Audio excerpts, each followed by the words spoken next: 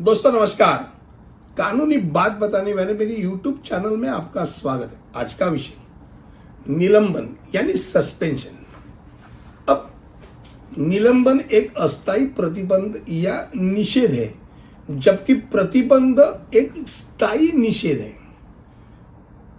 निलंबन किसी चीज को अस्थायी या स्थायी रूप से सक्रिय होने से रोकता है।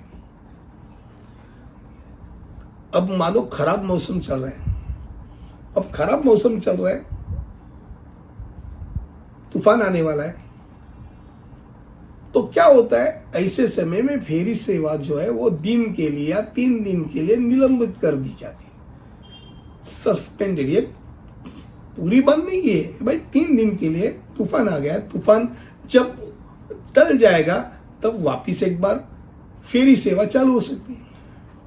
निलंबन का उपयोग अक्सर अल्पकालीन दंड का वर्णन करने के लिए किया जाता है, जो आपको एक निश्चित समय के लिए बाहर रखता है। मान लो खेल में बहुत बार ऐसा होता है कि अगर मान लो उसने कुछ गैर कानूनी काम किया है, उसको दंडित करता है, उसके लिए बोला जाता है कि 1 दिन के लिए या एक टूर्नामेंट के लिए आपको बाहर बैठना है, आपको निलंबित किया है, सस्पेंडेड है फॉर 1 टूर्नामेंट। अब ये उसका दंड है, पर सामान्य तौर पर निलंबन को कानूनी दृष्टि से अगर देखा जाए तो सजा नहीं माना जाता है। विशेष रूप से रोजगार या सरकारी सेवा का अगर संदर्भ हो तो उसको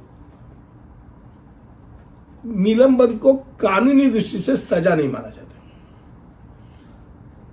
अब निलंबन का उपयोग मुख्य रूप से किसी कर्मचारी को विभागीय जांच के दौरान उसके कर्तव्य से अस्थायी रूप से हटाने के लिए किया जाता है।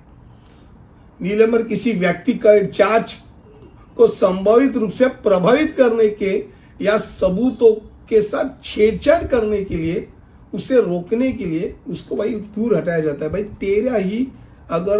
तेरे ऊपर ही अगर जांच चल रही है और तू ही उस कुर्सी से बैठा है तो वहां का तू सबूतों का नाम और निशान तो मिटाएगा ही। तो इसलिए अच्छी तरह से अगर जांच करनी है तो भाई तू घर पे बैठ, तेरा सस्पेंशन चल रहा है। कानूनी ढांचा आमतौर पर निलंबन को एक गैर दंडात्मक कार्रवाई के रूप में मानता है, जिसका अर्थ है यह औपचारिक अनुशासनात्मक दंड के समान परिणाम नहीं देता है। पर एक है, जबकि निलंबन एक अस्थायी उपाय है।